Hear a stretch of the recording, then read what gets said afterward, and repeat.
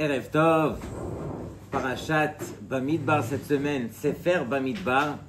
Et Bezrat Hashem, dans une semaine, ça sera Hahu Yoma, le jour de Shavuot, Chag HaShavuot, Chag Matan Torah, ce jour qui fait toute la différence entre nous et les autres peuples.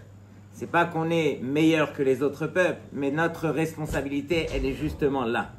On va essayer d'expliquer ce soir un petit peu tout ce qui tourne autour du Midbar et ce qui nous rapproche un petit peu de notre but qui est la Torah Kedosha. Dans tous les cas, vous savez que Motzai Shabbat c'est déjà Rosh Chodesh Sivan et Chodesh Sivan c'est le mois qui a mérité plus que n'importe quel autre mois puisqu'il a mérité la Torah. Le 6 Sivan, on a reçu la Torah et on sait que le mazal du mois de Sivan c'est Théomim. Théomim, c'est les Gémeaux. Qu'est-ce qu'ils ont? Quel est le rapport entre les Gémeaux et le mois de Sivan? Alors, comme on le sait, on a reçu la Torah par Moshe et Aharon, deux frères. On n'a pas reçu une Torah, on a reçu Torah chez Birtav et Torah chez Be'alpé. Tout va de pair. On sait qu'on étudie la Torah avec la paix, avec la bouche.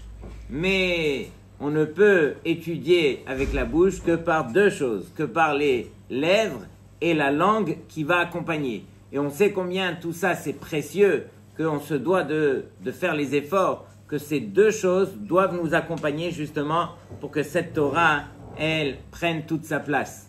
On sait aussi que le mois de Sivan, alors il a plusieurs Raché Tevot. Sivan, ça s'écrit Samer Yud Vav Nun, premier Raché Tevot. Siman, Yisrael ve'a Torah Nisu'in. Le Siman, c'est que on est marié par la Torah à Akadosh Baruch Hu. Donc chacun se sent attaché à Hachem grâce à cette Torah qu'il étudie. Autre Raché Tevot, c'est marqué Sof Yisurim Utrilat Nisim. C'est la fin des souffrances et c'est le début des miracles. Comme ça, les bénis Israël l'ont vécu. Comme ça, chacun d'entre nous aussi, on aura Bezrat Hashem l'occasion de le vivre, si Dieu veut, la semaine prochaine, quand on recevra la Torah. On sait que Parashat Bamidbar, c'est toujours la paracha qui précède donc Matan Torah. Et on sait qu'on a reçu la Torah justement Bamidbar. Comme c'est marqué, Vaidaber Hashem el Moshe, Bemidbar Sinai, Be'ohel Moed. Donc Hashem a transmis donc la Torah Bemidbar Sinai Be'ohel Moed. Pourquoi est-ce que tu me spécifies Bemidbar? Bemidbar, on sait que on l'a reçu Behar Sinai. Parle-moi uniquement de Har Sinai. Pourquoi tu me fais part un petit peu de ce qui se trouvait autour du Har Sinai qui est le Midbar? Qu'est-ce que j'apprends du Midbar? Sur cela, tous les Mefarshim viennent spécifier quelles sont les qualités qu'on a du Midbar. Il faut savoir à Botaï que le Midbar, c'est un endroit qui n'appartient à personne. De même, cette Torah, ce n'est pas une Torah qu'on a reçue de Yerusha, qu'on a reçue avec un héritage. C'est une Torah qui appartient à tout celui qui s'assoit et qui étudie. Elle lui appartient directement. C'est une Torah qui appartient à celui qui va se rendre comme un Midbar, qui va se faire Ani, qui va enlever tout ce qu'il a à lui et qui réalise que tout appartient à Hachem et qui est prêt à fournir tous les efforts pour que cette Torah lui appartienne. J'ai vu cette semaine une belle histoire parce qu'il faut réaliser que finalement, si on se rend sous forme de Midbar, alors quelque part, on n'a pas idée combien cette Torah elle pourra nous appartenir. Vous connaissez la ville de New York et tout le monde connaît le quartier de Manhattan. Puisque ce quartier, alors, d'abord, il est rempli de juifs, mais il est rempli de gratte-ciel, tous les gratte-ciel, alors, ils sont remplis, d'hommes d'affaires qui sont là pour développer et le maximum d'argent. Voici qu'un juif religieux passe par là et il rencontre un juif qu'il ne connaît pas et lui dit, moi je travaille dans cet immeuble réellement m'appartient. Et donc, c'était un juif immensément riche qui travaillait là-bas. Il lui dit, mais comment tu fais pour manger? Il lui dit, je descends et je mange dans les restaurants. Montre-moi les restaurants où tu manges. Et il a vu qu'il mangeait que dans des restaurants qui étaient taref. Et donc il lui dit, mais tu manges uniquement du pas cachère? Il lui dit, mais j'ai pas le choix, que j'arrive le matin très tôt, je sors le soir, c'est pratiquement la nuit, je suis obligé de manger, comment je vais faire?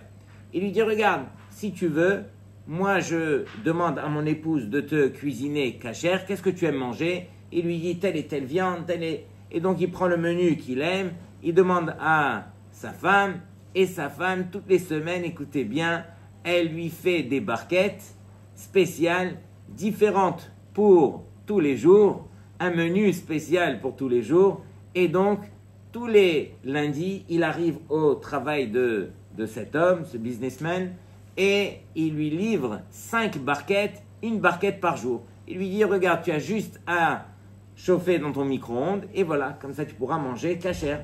Pas besoin de descendre. Qu'est-ce que tu manges là-bas? Et donc, toutes les semaines, il arrive avec le sourire, avec le cœur, et lui dépose les barquettes. Et voici que notre juif, il a fait ça pendant 1 an et demi. 1 an et demi, il fait la route 1 heure et demie pour arriver à Manhattan, il lui dépose les barquettes, et il s'en va, et il est tout heureux qu'au moins ce juif, il mange. 1 an et demi après, il vient pour le rencontrer, et lui dit, dis-moi, est-ce que c'est bon, les barquettes, elles sont bonnes? Est-ce qu'il manque quelque chose? Est-ce que tu veux changer le menu? Tu veux adapter? Il dit, non, regarde, tu es venu me voir, je te dis la vérité. Regarde, moi, j'aime plus trop ces barquettes et tout. Et donc, je les mange pas. Il dit, qu'est-ce que tu fais des barquettes? Il dit, écoute, ça fait un certain temps, alors je les donne directement à mon chien. Il lui dit, quoi? De la viande que je vais acheter avec l'argent que je n'ai pas, et ma femme qui cuisine, et on te les dépose toutes les semaines, cette viande, tu es parti, tu la donnes au chien. Il dit, écoute, moi je continue à manger pas cachère, et cette viande finalement, je sais pas quoi faire avec, donc je la donne à mon chien, au moins que mon chien, il en profite. Il lui dit, ah bon, mais franchement, tu aurais pu faire autrement. Et voici que rentre dans le bureau, rentre son fils qui lui aussi est vraiment pas religieux, et à ce moment-là, son fils lui dit, mais mon père m'a parlé de vous, il paraît que ça fait 1 an et demi que vous livrez les repas, j'étais vraiment curieux de voir qui vous étiez, donc je suis content de vous rencontrer. Il lui dit, regarde, là je dois vite rentrer à la maison, c'est bientôt Shabbat, si tu veux, je t'invite chez moi Shabbat. Et il a insisté, le jeune, il ne savait pas c'était quoi Shabbat, il l'a suivi, et en fin de compte, il a passé son premier Shabbat avec une belle table, avec les chansons de Shabbat et l'ambiance, etc. Et il a trouvé ça magnifique. Et donc, de temps en temps, il revenait voir ce juif, et il a fait une teshuva au point à ce que ce garçon est devenu avrer. Il est devenu avrer en train d'étudier la Torah. Et donc, c'est quelque part le midbar. Imaginez, Rabotai, ce midbar, qu'est-ce qu'il pourra donner si on lui accorde un petit peu l'importance qu'on doit lui accorder. C'est ça, quelque part, le symbole de pourquoi est-ce que Akadosh Baruch Hu, il nous a envoyés dans le désert, justement, pour qu'on se retrouve avec soi-même. Or, le problème, c'est que tous les jours, on est confronté à la même chose. On a envie de réussir, on a envie de voir les choses de manière positive. Qui c'est qui ne connaît pas l'expression « il faut voir le verre à moitié plein » au lieu de le voir à moitié vide, on doit le voir à moitié plein. Or, le problème qu'on a, c'est qu'à l'intérieur de nous, on a tellement de néguiotes, d'intérêts, et il y a tellement de choses qui nous dérangent dans notre vie, dans notre quotidien, qu'on a du mal à voir les choses comme on aurait voulu le voir et le ressentir. Et imaginez qu'un des plus grands poskim qui est dans le Shulchan Aruch, c'est nul autre que le Shach, le Siftei Kohen. Le Siftei Kohen fait partie des plus grands poskim. Lorsqu'on étudie le Chelek du Shulchan Aruch, Yoredea et Choshen Mishpat, impossible d'étudier cette partie du Shulchan Aruch sans le pirouche du Shach, le Siftei Kohen. Et voici que le Shach était un Gaon. Il a écrit son pirouche à l'âge de 24 ans. Et le Shach raconte cette histoire que je vais vous raconter tout de suite. Une fois, alors, il a reçu en héritage une somme, et cette somme, il devait la partager avec son neveu. Et ils ont eu un dilemme au niveau halachique, à qui revient la somme. Et voici que le char, il réfléchit et tout, et il lui dit, cette somme, elle me revient à moi. Et le neveu, il lui dit, mais non, elle me revient à moi, et chacun y ramène des preuves. En fin de compte, le char, il lui dit, on ne va pas se disputer, bien sûr, on va aller au Beddin, et au Beddin, ils vont trancher. Alors le neveu, il lui dit, mais tonton, tu te moques de moi, tout le monde connaît ta renommée, tout le monde connaît ton niveau en Torah. À peine on va se présenter devant les Dayanim et tu auras déjà gagné. Alors il dit, tu sais quoi, tu as raison. On va aller dans une autre ville. Là-bas, il y a un grand Dayan. Alors, il ne nous connaît pas, ni toi ni moi. On va aller pour faire là-bas, pour comparaître. Et donc, ils vont et ils arrivent devant le Dayan et chacun, alors, il va exposer un petit peu ses ta'anot. Ok ? Ses preuves. Et voici que le char commence et il va citer des gemarot de tous les côtés, il va ramener des preuves, des psukim. Et le Dayan, il entend cela, il est abasourdi de tout ce qu'il a entendu du char. Et il se retourne vers le neveu, il lui dit, qu'est-ce que tu as à dire toi? Il lui dit, moi j'ai pas de preuves, je ressens juste que finalement cette somme, elle me revient et à vous de décider à qui est-ce qu'elle revient. Et en fin de compte, le Dayan, il leur dit, laissez-moi réfléchir. Et il va dans son bureau, il réouvre les Sfarim, il se remet un petit peu dans toutes les preuves que chacun, que le char, il a ramené. Et en fin de compte, il revient, preuve à l'appui, et il dit, c'est le neveu à qui revient l'héritage. Et le char, il lui dit, mais vous avez oublié toutes les preuves que je vous ai ramenées, toutes les gmarot, toutes les... Et donc il lui dit, non, non, non, tout ce que vous m'avez ramené, ce sont de bonnes preuves, mais voici que j'ai un livre que j'ai reçu il n'y a pas très longtemps. Ce livre a été rédigé par un certain Sifteh Cohen, et dans ce livre, on ramène une histoire environ comme la vôtre, et le Sifteh Cohen a tranché exactement pour de l'autre côté, pour votre neveu. Et donc, le char lui-même, il dit, mais c'est moi le Sifteh Cohen, laissez-moi voir le livre. Et donc, il lui a montré tel siman dans Choshen Mishpat, il a revu sa tchouva que lui-même avait écrit, et il lui dit, Vodara, vous avez raison. Lorsque j'ai écrit cette tchouva, alors je n'avais pas d'intérêt. Et lorsque je n'avais pas d'intérêt, alors j'ai tranché comme BMS que je pensais, qui finalement ça revient à mon neveu. Mais lorsque cette histoire, elle s'est déroulée sur moi, alors j'en ai oublié même la Torah que je représentais.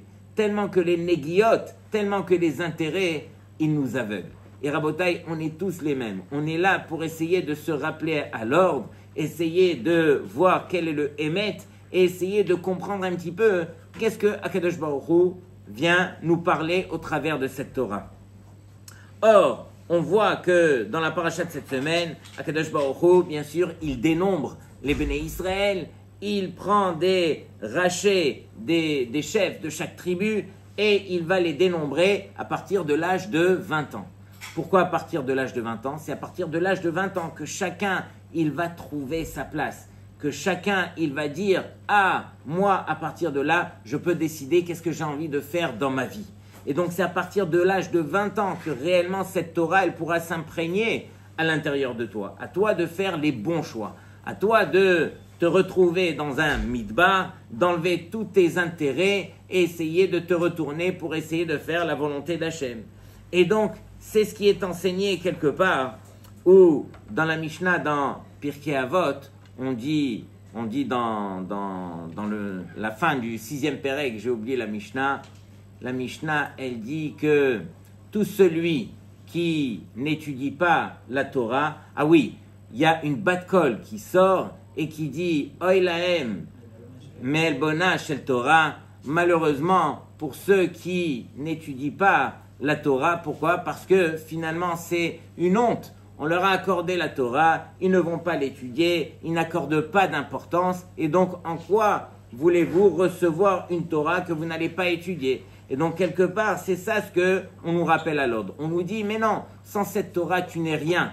À l'image de ce Rav Yosef qui est ramené dans la Gemara et qui disait sur lui-même, si ce n'était que ce grand jour de Shavuot, Kama Yosef Ika Beshuka. Combien de Yosef on aurait retrouvé dans le marché? Sous-entendu que lui-même, il attribuait sa grandeur, Rav Yosef, grâce à ce jour de Shavuot. C'est ce jour qui fait la différence entre nous, encore une fois, et les autres peuples. C'est ce jour qui nous permet de réaliser le pourquoi on est venu sur Terre. Bien sûr qu'on vient sur Terre et on a cette guerre au quotidien.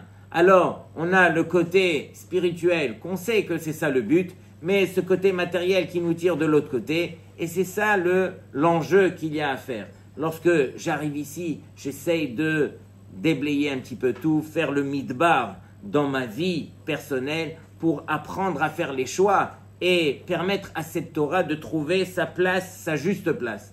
On raconte une fois qu'il y avait un juif qui avait décidé malheureusement de se marier avec une Goya. Et bien sûr que ses parents l'ont attrapé, non, tu ne peux pas faire ça, alors tu n'auras pas de descendance, et comment est-ce que tu peux tourner ton dos vers tout l'héritage qu'on a reçu, nous les juifs. Et donc ils l'ont emmené vers d'autres rabbinim, les amis se sont mêlés, tout le monde s'est mêlé, mais lui il a dit j'ai décidé, je me marie avec la Goya. Et en fin de compte, un ami à lui qui lui était très proche, il lui dit regarde, tu te maries avec elle, il n'y a pas de souci, mais juste suis-moi, tu me fais confiance, je suis ton frère de longue date, on va aller chez le rabbi de Lubavitch, juste pour lui demander son avis. Et donc, il accepte, dernière chose, avant de se marier avec la Goya. Il arrive chez le rabbi et lui dit, Arav, j'ai décidé, je me marie avec une Goya. Et le rabbi, sans hésiter, il lui dit, Ani mekane becha, je suis très jaloux de toi. Et lui, il entend ça, vous êtes jaloux de moi? En quoi vous êtes jaloux de moi? Il lui dit, mais il y en a beaucoup qui disent que je suis un grand tzaddik, que je suis un grand Talmid Chacham, mais la vérité, je n'ai pas d'épreuve comme toi tu vis aujourd'hui. Je n'ai pas de Yetzer Hara qui m'embête sur ce genre de choses. Et pourquoi? Je vais te dire la vérité. Parce que si j'avais eu une épreuve pareille, jamais j'aurais pu la surmonter. Or toi, tu as cette épreuve devant toi, et donc tu réalises que finalement, tout doit dépendre de ta décision. À toi de prendre la bonne décision et de voir un petit peu est-ce que tu es prêt à surmonter cette épreuve. Lorsqu'il a entendu ces mots-là, alors il s'est mis de côté, il s'est baissé, il s'est mis à pleurer et il a dit, il a raison. Et pourquoi plus le rabbi a pu le convaincre plus que quelqu'un d'autre? Parce que justement, le rabbi, il lui a pas dit, écoute, finalement tes enfants ce seront des goïms et finalement tu vas tourner ton dos vers les autres. Non, tout dépend de toi. C'est-à-dire, si tu réalises que la responsabilité, elle revient sur toi, alors finalement, l'enjeu, il revient sur toi. Et quand lui, il a compris que finalement, on est venu sur Terre et qu'on a un tafkid à jouer, alors, vadaï que si on joue ce rôle, alors bien sûr qu'on va devenir une autre personne. Et donc, Rabotai, on est tous des shlichim, des envoyés de Akadosh Baruch Hu. Et Akadosh Baruch Hu, il nous envoie et il nous dit, écoute, choisis, fais le bon choix. Ubahar tabahaim. Ubahar tabahaim veut dire choisis la vie. Mais entre nous, est-ce que Hachem a besoin de nous dire choisis la vie? Qui c'est qui va choisir le contraire? Qui c'est qui va choisir la mort? Qui c'est qui ne va pas choisir les belles choses qu'il y a sur terre? Et donc, Akadosh Baruch Hu aussi nous demande de choisir, c'est que quelque part, on ne sait pas choisir. On a du mal. On est tellement embrouillé. Ce monde-là, il crie tellement de son côté que finalement, qui c'est qui va dire « Mais non, moi je vais choisir la Torah ». Et quelque part, ça vient répondre à la question que lorsque les anges se sont retrouvés devant Hachem et ils ont dit à Hachem « Mais comment tu peux donner la Torah aux hommes ?» Alors, à partir de là, Akadosh Baruch Hu, il a dit à Moshe « Harzer lahem teshuva » donne-leur une réponse. Pourquoi est-ce que je vais plus donner la Torah aux hommes que je vais la donner aux anges?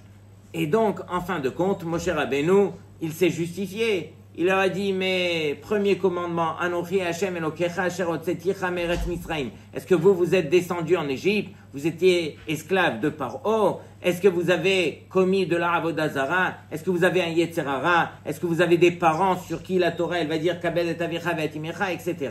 Et en fin de compte, les anges, ils ont dit, c'est vrai, tu as raison. Et donc, Moshe Rabbeinu, il a gagné la guerre, et donc la Torah, il l'a reçue. Mais Rabotai, entre nous, les anges, ils savaient très bien qu'est-ce qui était marqué dans cette Torah. Ils n'avaient pas besoin de poser autant de questions pour que finalement, Moshe Rabbeinu, il leur dit, mais voici ce qui est marqué dans la Torah, et vous m'avez, et tu nous as convaincus, toi, Moshe Rabbeinu. Et donc, sur cela, écoutez bien le pirouche du Rav Ezra Atia, qui était nul autre que le Rav de Rav Ovadia Yosef et Rav Ben Sion Abba Shaul. Ce Rav, il dit, ça ressemble à quoi? C'est quoi cette discussion-là? Les anges savaient très bien qu'est-ce qu'ils allaient revendiquer de la Torah, et ils savaient qu'ils n'avaient aucune appartenance avec cette Torah. Rav Ezra Atia, il dit, dans cette Torah, il y a 4 parties. Pshat, Remez, Drash et Sod. Sod, ce sont les secrets de la Torah. Et donc les anges, ils sont venus vers Hachem et ils ont revendiqué uniquement la 4e partie de cette Torah. Donne-nous cette Torah au niveau du Sod, mais on est sûr de pouvoir l'accomplir.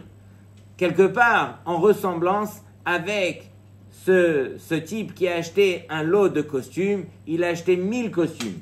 Se présente à lui 2 acheteurs potentiels. Le premier, il vient et lui dit, regarde, je te prends 200 costumes, et il lui met l'argent sur la table. Le deuxième, il lui dit, moi je te prends les 1000 costumes, mais je n'ai pas l'argent tout de suite. Et donc, en fin de compte, à qui est-ce qu'on va vendre? Vaut mieux 200 et être sûr, et avoir l'argent tout de suite, plutôt que 1000 et peut-être, et quand est-ce qu'il va me payer, etc. En safek motse mideh vadai. Or ici, c'est exactement ce que les anges ont revendiqué à Hachem. Ils ont dit, mais donne-nous la partie de la Torah qui s'appelle le Sod, uniquement cette petite partie, mais nous on est sûr de pouvoir la payer, de pouvoir l'accomplir. On n'a pas de Yetzer Hara. Pendant que toi, qu'est-ce que tu fais, Hachem? Tu donnes le lot des 1000 costumes à qui? Au Béné Israël. Pourquoi? Parce que les Béné Israël, ils ne sont pas sûrs de payer. Ils ont un Yetzer Hara, ils ne sont pas sûrs de pouvoir l'accomplir. Comment est-ce que Hachem, tu as pu faire une telle chose? Vaut mieux donner une petite partie sur laquelle on est vadaï, plutôt que toute la partie de la Torah sur laquelle ça s'appelle qu'on est un safek.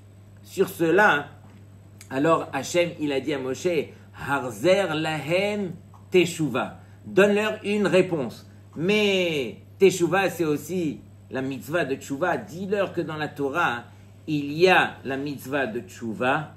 Et si vous remarquez bien dans les mots, c'est magnifique. Il a dit Hachem a dit à Moshe, il lui dit, attrape-toi à mon trône divin, al-kiseh kevodi, verzer lahem teshuva.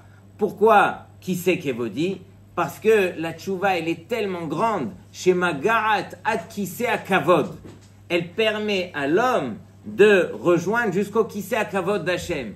Et donc, quelque part, ici, Akadosh Baruch Hu, il dit, mais non, je vais donner toute la Torah aux Béné Israël. Et les Béné Israël, même s'ils ont un Yetzer Hara, ils ont cette garantie. Quelle est cette garantie? C'est cette mitzvah de tchouva que j'ai inclus dans la Torah qui leur permettra, même s'ils ne sont pas au niveau, au moment où ils vont recevoir ou au moment où ils vont flancher de n'importe quelle façon, alors ils pourront toujours se rattraper. Et c'est ça ce qu'on a de beau dans la Torah. Akadosh Baruch Hu, il nous dit, fais-toi midbar, prends cette Torah, même si tu as des difficultés, tu es mon chaliach et ne t'en fais pas, je t'aiderai. À condition que, bien sûr, qu'on fasse les efforts et qu'on puisse toujours avancer et essayer de viser très très haut. Shabbat Shalom.